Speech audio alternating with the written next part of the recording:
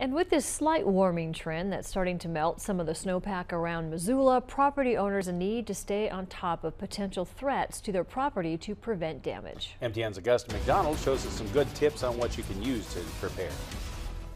Snow and ice are packed on Missoula's streets and sidewalks, and flooding can become a concern as the warming trend continues this week. Even with the water headed our way, you can be proactive to protect your property. Experts say there are some ways to send the melting snow away from your house. The first is to make sure that your gutters and downspouts aren't frozen up with ice and have a clear pathway to essentially get all that snow that's melting on the top of your house away from your home. Shovel snow away from the sides of the structure and pay attention to water that could get into window wells.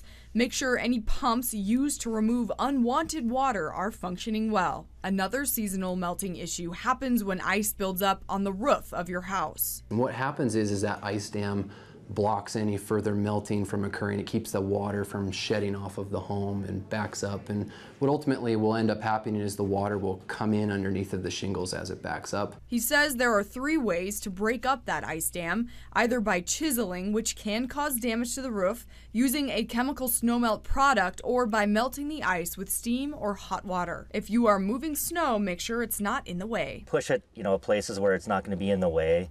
Also in the way is you have to worry about, can't cover up storm drains, you can't cover up someone's, mailbox, fire hydrants. The City of Missoula Street Maintenance Division is responsible for keeping over 7,000 storm drains clear year-round.